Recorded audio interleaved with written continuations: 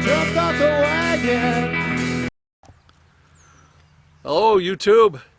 Well, today I'm in southwestern Virginia at the site of the Burroughs plantation. It was a tobacco plantation.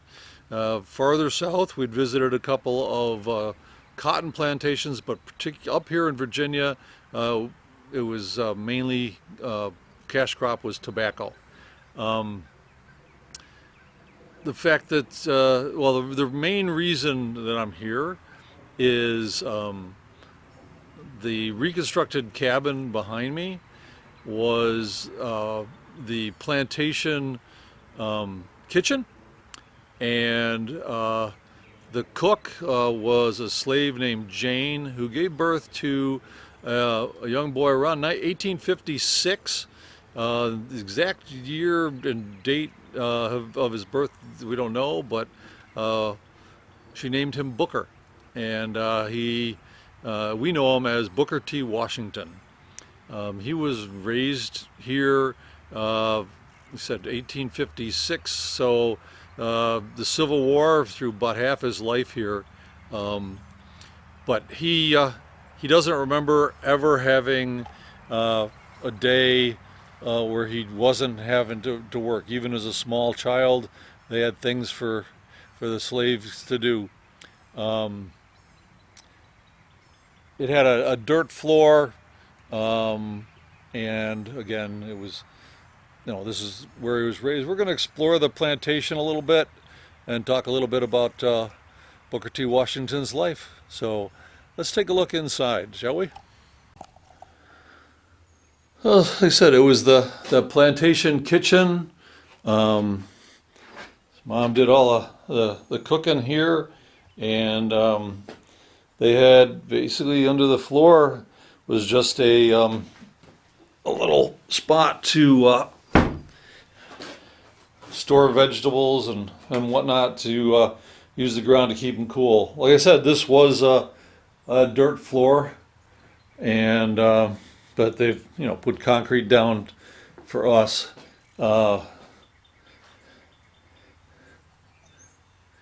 He has said that he does not remember ever having slept here in a bed, basically on a pile of rags if he was lucky. And right outside, that would have been the foundation there of the Burroughs house. Wasn't very big, but then they never really were. And we've got this would have been tobacco fields over there. They had about 10 enslaved people here, and who did all the work. Mr. Burroughs had died, and the son went off to join the Confederates in the Civil War, and so Mrs. Burroughs ran the farm. So a typical, plantation at the time. You got a horse barn. The chickens were probably running free, but I'm sure they were behind this fence mainly to keep the predators away from them. Hog pens, because, hey, we're in Virginia.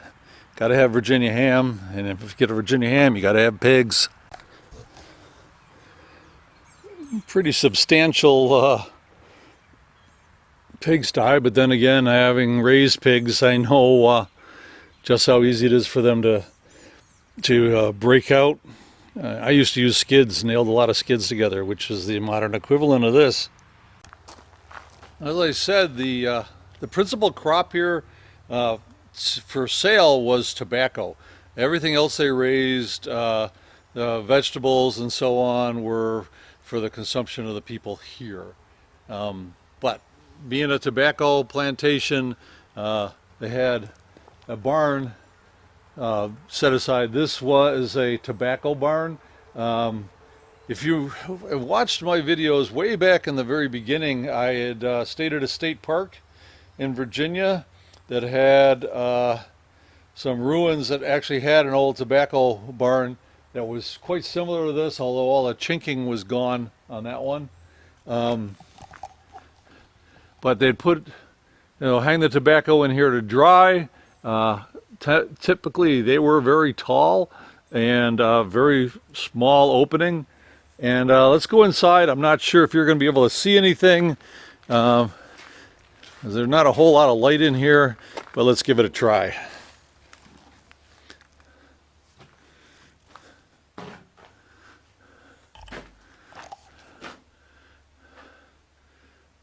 So, I don't know if you can see this, but up above, there's layers of logs, looks like every 3 feet going all the way up. Let me step back here. All the way up to right up near the roof, and they could hang the tobacco that harvested and hang it like this to dry. This has been here all winter, I'm sure. But all the way up, so somebody would have to climb all the way up there to hang all this stuff up to dry before they could sell it. Even though they raised other crops than tobacco for food, Mrs. Burroughs rationed food to the slaves. She fed them just enough to keep them going, I guess. He remembers being hungry much of the time. Also remembers his mom waking them up in the middle of the night to feed them some chicken. If she'd been caught, she would have been severely punished, probably whipped. But she was willing to take that risk to feed her children. Let's see, when Mr. Burroughs died in 1861, they did an inventory of everything that was here. He was listed as one, let's see, they put it, one slave, let's see, one Negro boy, valued at $400. And it had his name, so we have documentation, he was here at that point. I think he was about 5 years old, but again, nobody marked his birth as to, when it happened. He does remember his mother, when the Civil War started, praying over the children that, Mr. Lincoln's armies would be victorious and that her children would be free, which in 1865 did happen. When the Civil War was over, a Union officer came to the plantation and called everybody together, read a lengthy piece of paper that Booker believed was reading the Emancipation Proclamation, and saying that from that point on, that all enslaved people were free. So his mom bent down and kissed the heads of all of her children. Tears were streaming down her eyes, which I can understand. At that point, her husband, now Booker's father, they aren't really sure. The T stands for Trevelo, something like that. It's French spelling, and that may have been a white man on a neighboring plantation, but nobody's been able to substantiate that. It's just a possibility, because he discovered later that he had no last name. He was just Booker, like his mom was Jane, but she had named him with that last name. Just they never used it. It was always just Booker. But they left the plantation and went up to West Virginia, to where her husband had escaped and was living up there.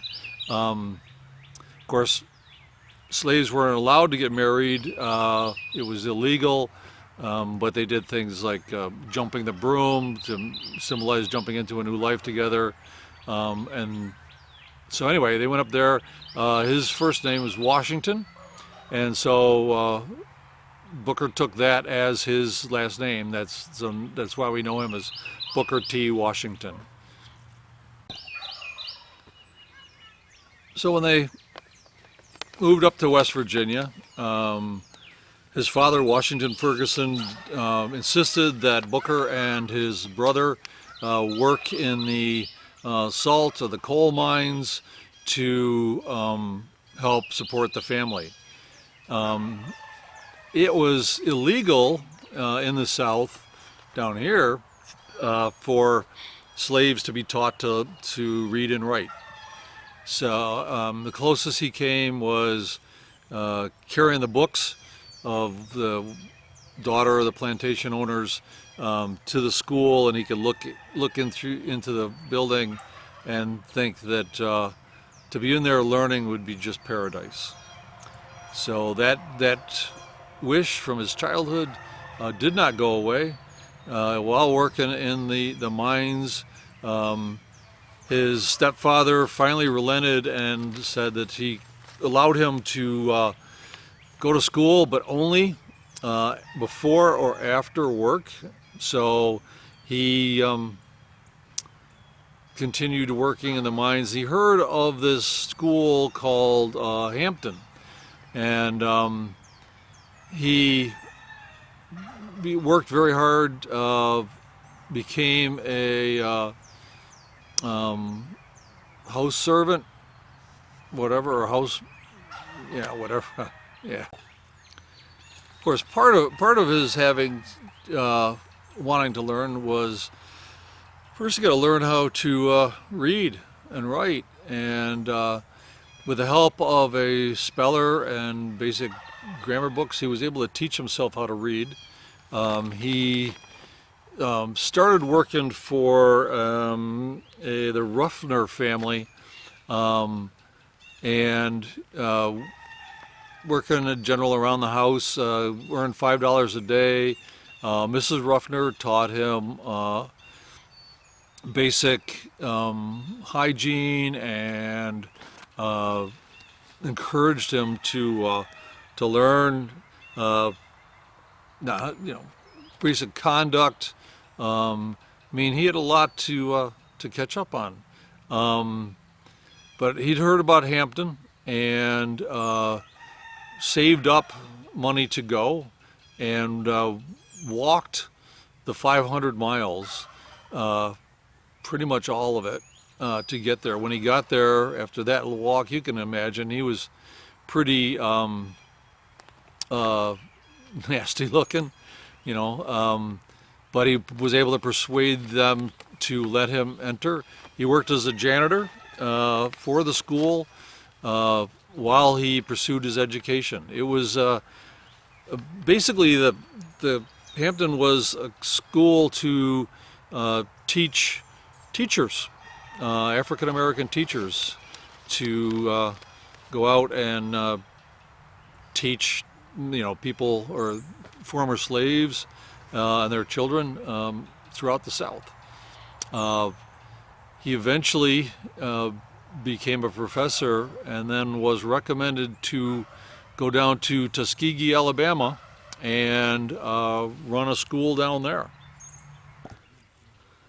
So in July 4th, 1881, he opened Tuskegee Normal School. The Hampton was actually similar, was the Hampton Normal and Agricultural Institute, and much like that,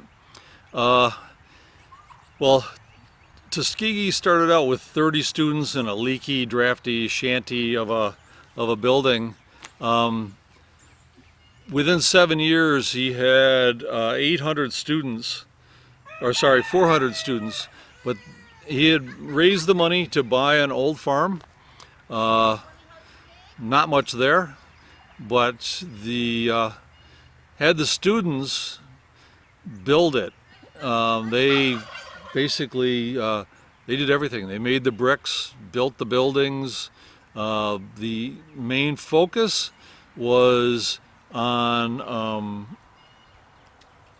education to educate teachers, but also in agriculture and industrial arts. So it eventually became Tuskegee University, and as we know it now. So the emphasis at Tuskegee was on self-reliance, and he worked very hard. Imagine, and we were talking late 1800s in Alabama. A lot of African American sentiment going on. KKK was really rampant. Anyway, he worked tirelessly to gain support in the local communities as well as around the country. He actually ended up doing travels to raise the money to buy that 540-acre farm. He ended up connecting up with, I can't find the name, a gentleman from Chicago who was instrumental in helping gather funds and help with all that. Now, one big thing was in 1895 at the Cotton States International Exposition in Atlanta. He was asked to speak. Now, this is the first time that an African American in the South was on the same stage as Caucasian white men speaking before a large body. And his speech before the Cotton States International Exposition threw him into national prominence, and he was still traveling the country, raising funds, speaking. He basically became one of the last generation of civil rights leaders that were actually born in slavery. His focus, again, was on self-reliance, and he became a advisor to governors, President Teddy Roosevelt,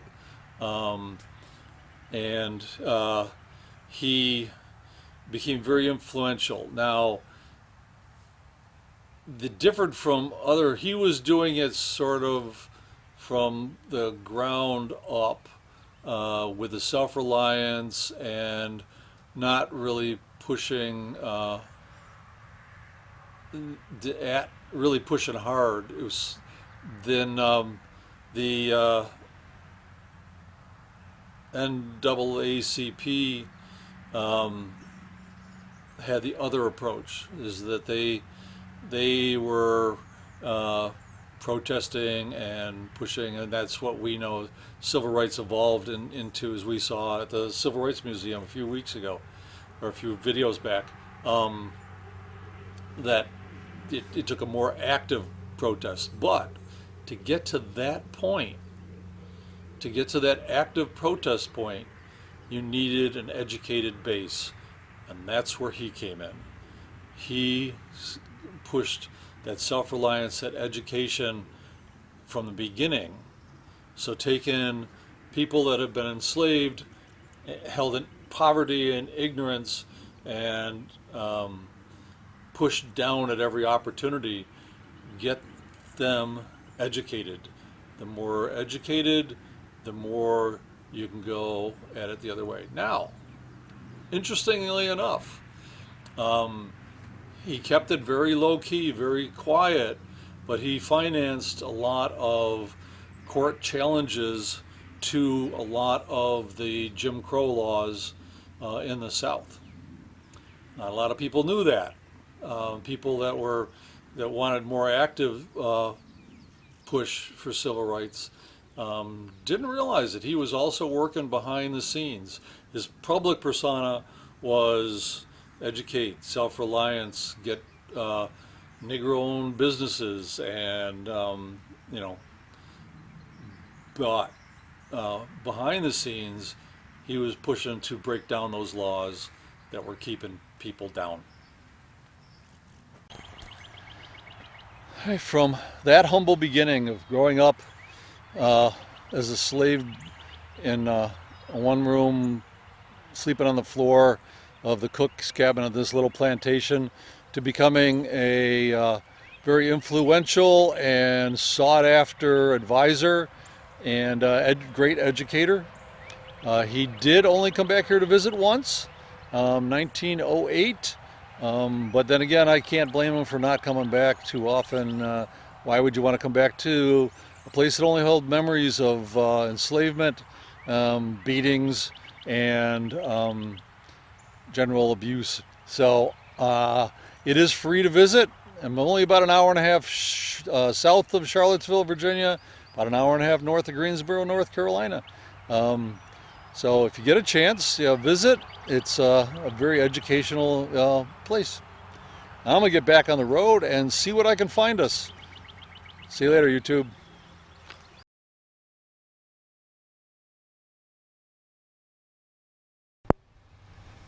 As you may be aware by now, I have set up a Patreon account. If you'd like to help me out for as little as $1 a month with my admissions to the various historic places and interesting places I go, or buy me some fuel, or hey, buy me a couple donuts every once in a while.